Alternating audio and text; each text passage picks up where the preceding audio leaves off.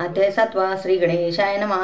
जय जय जी निर्गुणा, जय जय जी सनातना, जय जय जगन्ना लोकपाला सर्वेशा, अक्कलकोटी मालोजी नृपती, समर्थ चरणी जयांची भक्ती, स्वहस्तेने सेवा नित्य करती, जाणून येती परब्रह्म वेदांत आवडे तयासी, श्रवण करती दिवसनिशी, हिरळिक गराधिक शास्त्रांची वेतने देऊनी ठेविले, त्या समयी मुंबापुरी विष्णुबुवा ब्रह्मचारी, प्राकृत भाषण वेदांतावरी करुणी लोकापरिचिती, त्यांची आणावे अक्कलकोटी, हेतू उपजला नृपापोटी, बौद्ध करुणी खटपटी, बुवासी शेवटी आणिले, रात्रंदिन रूप मंदिरी, वेदांत चर्चा ब्रह्मचारी, करीती अंतरी नृपती बहु सुखावे, ख्याती वाढली लोकात, स्तुती करीती जन समस्त, सदा चर्चा वेदांत राजगृही होत असे, एके दिवशी सहज स्थिती ब्रह्मचारी दर्शना येती, श्रेष्ठ जन सांगती किती होते त्यावेळी, पाहावया येतीचे लक्षण, ब्रह्मचारी करीती भाषण, काही वेदांत विषय काढून प्रश्न करीती स्वामीसी, ब्रह्मपद तदाकार काय केल्याने होय निर्धार, ऐसे कोणी सत्वर येते राज हसले, मुखे काही न बोलती, वारंवार हास्य करीती, पाहून याची विचित्र वृत्ती,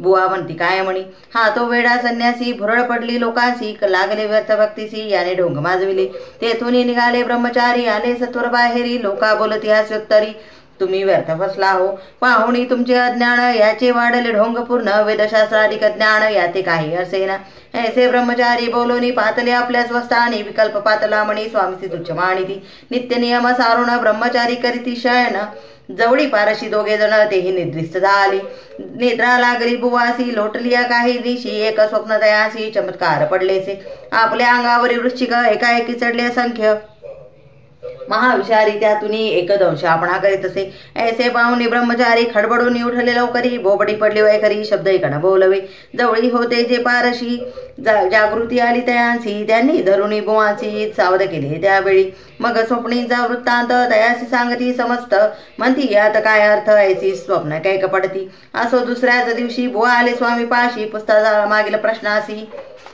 खदा खदा स्वामी हासले, मग काय बोलती यतीश्वर, ब्रह्मपद तदाकार होण्याविषयी अंतर तुझे जरी चितसे, जरी स्वप्नी देखून वृश्चिकाशी काय म्हणून व्याभ्यालासी, जरी वृथा भय मानितोसी, मग ब्रह्म जाणसी कैसे, ब्रह्मपद तदाकार होणे हे नव्हे सोपे बोलणे, यासी लागती कष्ट करणे, फुकट हाता नयेची, बुवा प्रति पडली खून, धरिले तत्काळ स्वामी चरण, प्रेमाश्रूंनी भरले नयन, कंठ झाला सद्गदित, तया समयापासून भक्ती जडली स्वामी चरणी, अहंकार गेला पळवणे, ब्रह्मपदा योग्य झाले.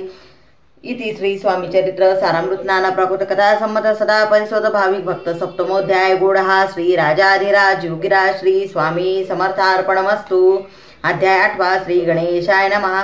जय जय जी सुखधामा, जय जय जी परब्रह्मा, जय जय भक्तन विश्रामा.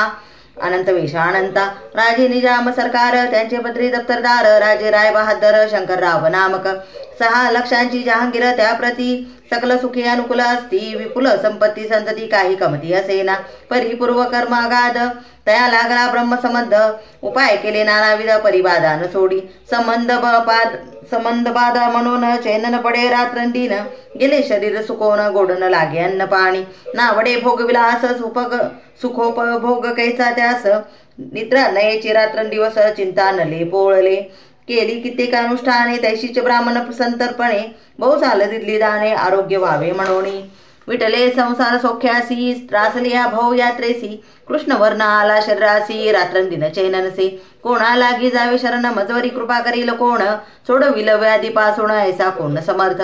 मग केला एक विचार प्रसिद्ध क्षेत्र श्री गाणगापूर, तेथे जाऊन अहोरात्र दत्त सेवा करावी. सेवा केली बहुवस, ऐसे लोटले 3 मास, एकेत रात्री तयास स्वप्ने दृष्टांत झाला. अक्कलकोटी जावे तुवा, तेथे करावी स्वामी सेवा, येती वचनी भाव धरावा, तेने व्याधी जाय दुरी.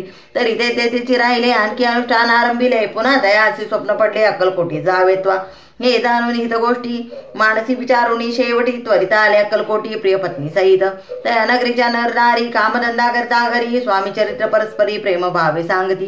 कित्येक प्रातस्नाने करुणी, पूजा द्रव्य घेऊनी, अर्पावया समर्थ चरणी जाती अति त्वरेने. श्री स्वामी चरित्र सारामृत नाना प्राकृत कथा संमत सदा परिसुत प्रेमळ भक्त. अष्टमोध्याय गोडहा श्री स्वामी चरणार विंदार्पणमस्तु.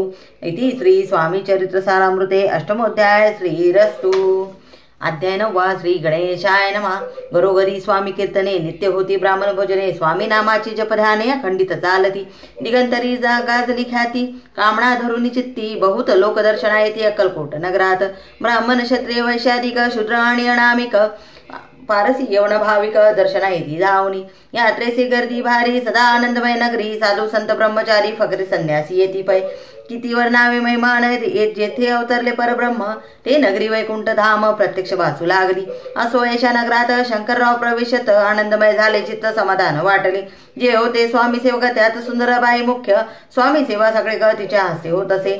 मी आधी दूर करावी म्हणून विनंती कराल स्वामी चरणी. तरी आपणाला द्रव्य काही देईल न.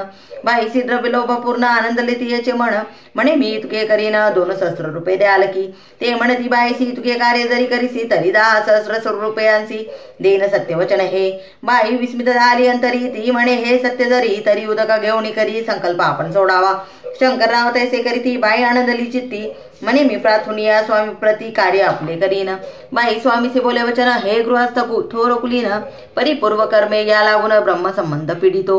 तरी आता कृपा करून मुक्त करावी व्याधीपासून. ऐसे एकदा वरदा आणि समर्थ तेथून उठले. यवन स्मशानभूमीत आले येथे राजे त्वरित. एका नूतन खाचेत निजले छाटी टाकुनी.